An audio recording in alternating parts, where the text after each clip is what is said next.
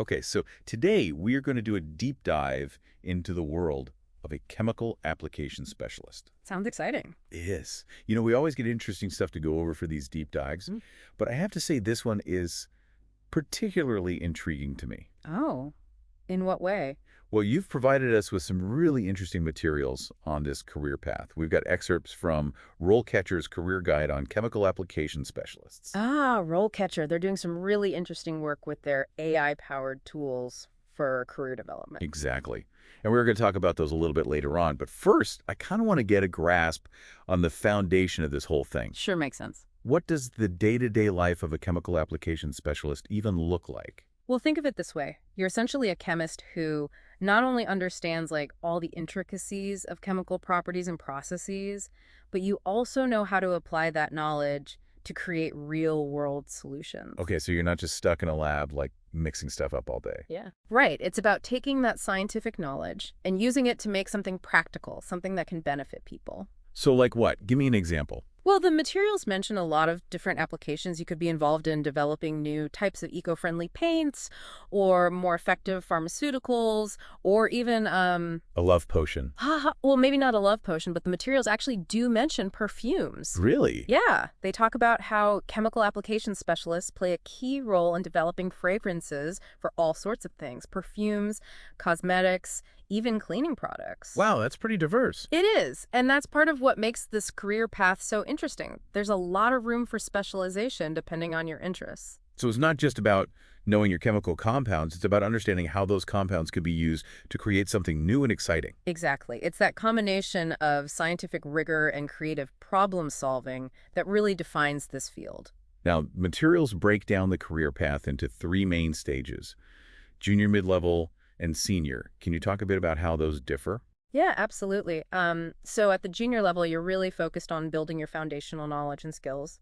You might be assisting with research projects, conducting experiments, collecting data, that sort of thing. Right. And I see here that the guide actually gives an example of what a junior specialist might say. Something like, "My meticulous nature has helped me maintain accurate records of experiments and results, ensuring effective documentation and analysis." Yeah, that attention to detail is super important, even at that entry level, because it forms the basis for everything else you do. It's like building a house. You need a strong foundation to support everything else. Exactly. Then as you move into a mid-level specialist role, you start taking on more responsibility. You're designing experiments, optimizing formulas, maybe even providing technical support to other teams. So at that point, you're not just following instructions. You're actually starting to apply your knowledge and problem-solving skills. Right. And you're also likely collaborating more with colleagues from different backgrounds, which means you need to be able to communicate those complex scientific concepts in a way that everyone understands. That's where those communication skills come in. And speaking of skills, the guide ranks the top skills needed for this career, and I was a little surprised by the order. Oh, how so? Well, obviously, science is at the top. I mean, that's a no-brainer. Yeah. It's at 73%, which makes sense. Yeah, you've got to know your chemistry. Exactly. But then right behind it at 70% is critical thinking. Interesting. So it's not just about memorizing facts and formulas. It's about being able to think, critically analyze data, and solve problems. That's what it seems like. Which makes sense when you think about it. The work of a chemical application specialist is all about applying existing knowledge to new situations, figuring out how to overcome challenges and develop innovative solutions. It's like being a scientific detective. Aha, I like So that. you need that sharp mind to be able to put all the pieces together. Exactly. And what's even more interesting is that mathematics comes in third at 66%. Oh, that is interesting. I guess I just always think of chemistry as being all about the elements and reactions and stuff, but math. Right. But it makes sense. You're working with formulas, you're analyzing data, you're probably doing some modeling and simulations. All of that requires a strong foundation in math. That's a great point. And you know what else is interesting? What's that? The increasing use of AI in this field. Like they even mentioned RoleCatcher, that AI platform we were talking about earlier. Oh, right. They use AI to analyze job descriptions and match them with your skills. Yes. Imagine being able to just like input a job description and have an AI tell you exactly how to tailor your CV and application to make it stand out. It's like having a personalized career coach in your pocket. Exactly. But it's not just about job hunting. Mm. It seems like AI is actually impacting the day-to-day work of a chemical application specialist too. Oh, absolutely. AI is being used to analyze massive data sets of chemical information to help identify patterns, predict properties of new compounds even before they're synthesized in a lab. So it's like having a superpowered research assistant working alongside you. In a way, yes. It's really changing the game when it comes to research and development in this field. That's amazing. Yeah. So we've got the creative problem-solving aspect, we've got the importance of critical thinking and math skills, and now we've got AI entering the picture. It seems like a career as a chemical application specialist is anything but boring. Definitely not. And we've only just scratched the surface. There's so much more to explore in terms of the specific industries, applications, and career paths within this field. Yeah, it's really quite remarkable how many different areas a chemical application specialist's work can touch. Right. And speaking of touching on different areas, one thing that stood out to me in the materials is how this career path can actually lead to some pretty niche specializations. Oh, absolutely. Like what kind of specializations are you thinking of? Well, for example, they mentioned something called a sensory scientist. Have you ever heard of that? Oh, yeah, a sensory scientist. That's a fascinating one. They're all about understanding how people experience products through their senses. So like how a fabric softener feels on your skin or how the smell of a cleaning product makes you feel. Exactly.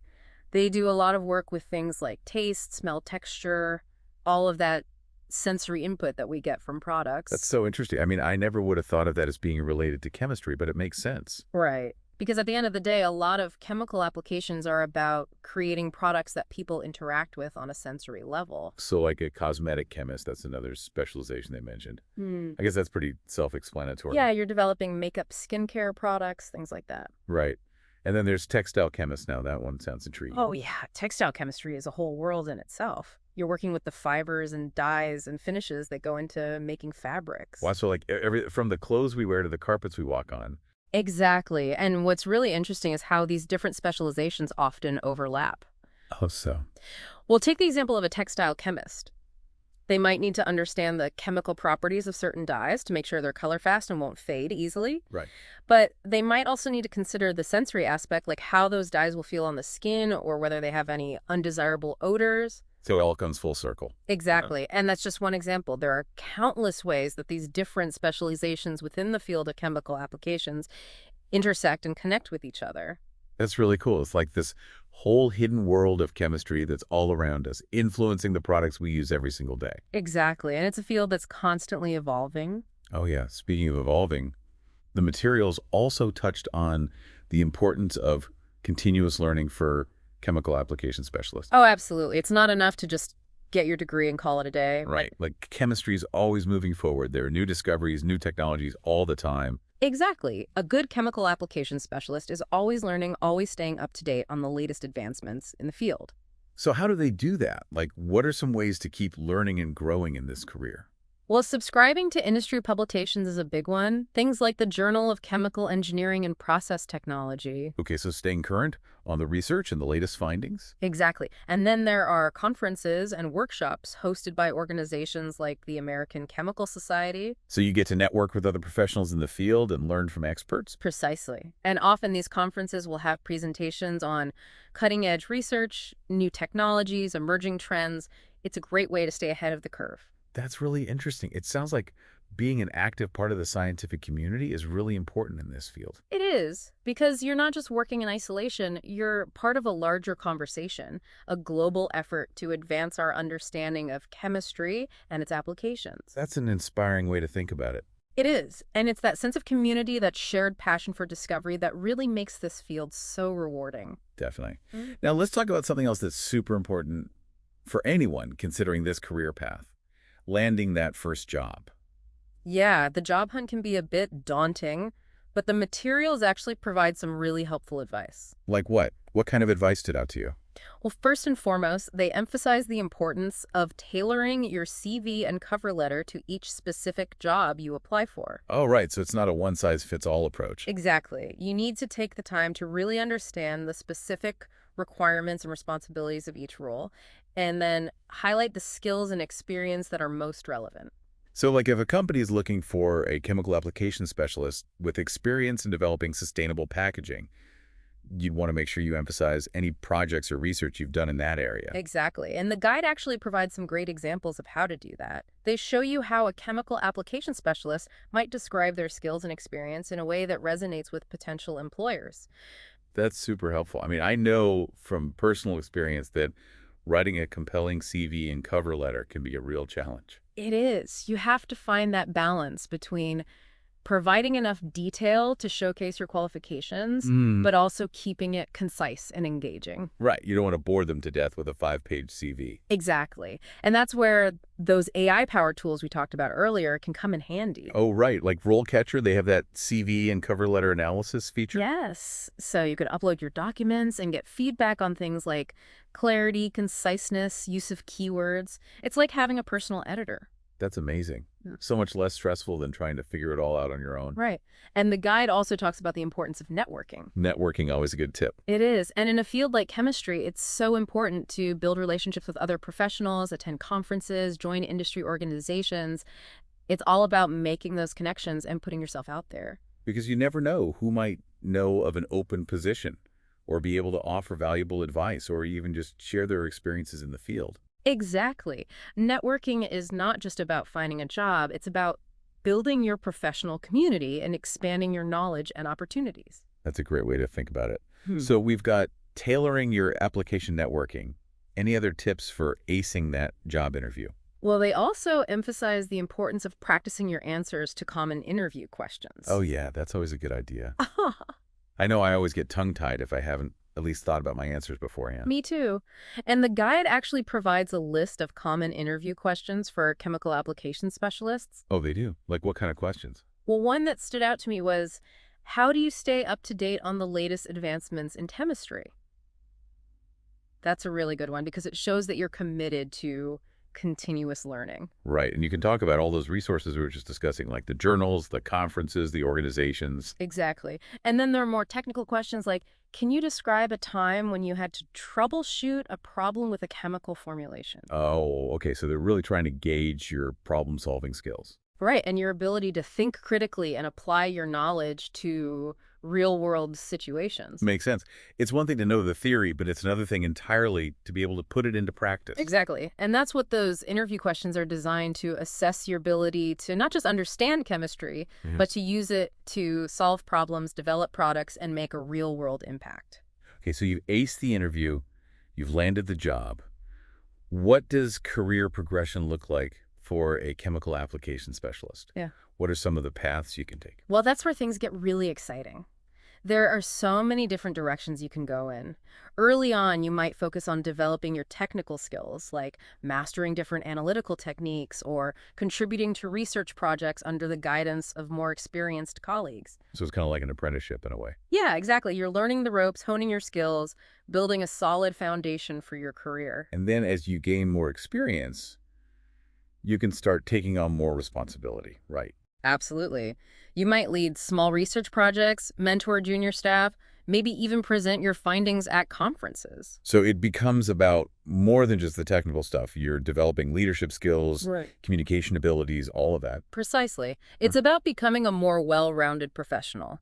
And for those who are really passionate about research, there's always the option of pursuing further education. Like a master's degree or a PhD. Exactly. That can open doors to more specialized roles, particularly in research and development. So you could end up leading a team of researchers developing groundbreaking new technologies or products. Absolutely. The sky's the limit. That's really exciting. Yeah.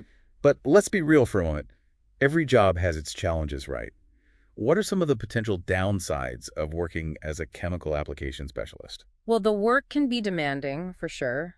Long hours, meticulous attention to detail, a high degree of accuracy is required. Right, because you're dealing with chemicals, sometimes potentially hazardous materials. Yeah. There's always that element of risk. True, but the guide emphasizes that companies in this field take safety very seriously. They provide extensive training. Strict safety protocols are in place, all to minimize those risks. That's good to hear. So it's not like they just throw you in a lab coat and say, good luck. No, not at all. Safety is paramount in this field. Okay, so we've talked about the demands, the risks. What about the day-to-day realities? What's it actually like to work in this field? Well, the guide highlights how important collaboration is in this role. Oh, really? So it's not just you and a bunch of beakers all day? Not at all. You're constantly interacting with others, whether it's colleagues from different departments like engineering or marketing, or even external clients and stakeholders. So those communication skills we talked about earlier, those are key. Absolutely. You need to be able to explain complex scientific concepts clearly and concisely to people who may not have a background in chemistry. It's like being a translator in a way, bridging the gap between the scientific world and everyone else. Exactly. And on top of that, you need to be a team player adaptable to change and able to think critically to solve problems as they arise. It sounds like it takes a special kind of person to thrive in this role. It does. You need that passion for science, that meticulous attention to detail, but also those strong interpersonal and communication skills. It's a unique combination for sure. It is. But for those who have what it takes, it can be an incredibly rewarding career path. Absolutely. Well, we've covered a lot of ground in this deep dive, from the day-to-day realities of the job to the potential career paths and specializations, even the challenges and rewards of working in this field. Is there anything else about the materials that stood out to you? You know what? I really appreciate how they not only provide all this information, but they also give you the tools and resources to take action. Oh, you're talking about those websites and platforms they recommend for people who want to learn more. Exactly. They mention the American Chemical Society, the Royal Society of Chemistry. These are great places to find job postings, network with other professionals, and stay updated on industry news and events. Yeah, those sound like invaluable resources for anyone serious about pursuing a career in this field. They really are. And of course, we can't forget about RoleCatcher.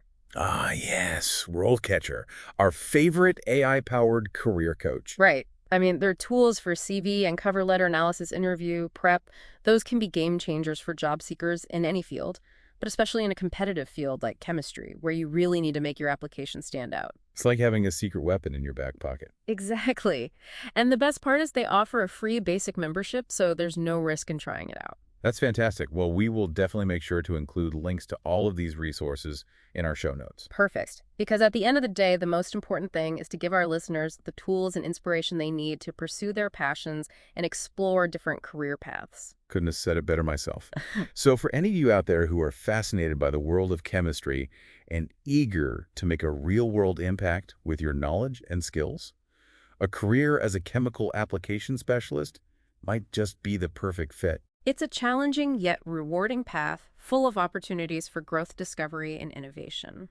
And on that note, we'll wrap up this deep dive into the world of a chemical application specialist. We encourage you to check out the source materials, connect with professionals in the field, and most importantly, never stop asking questions and exploring your passions. Because who knows what amazing discoveries lie ahead.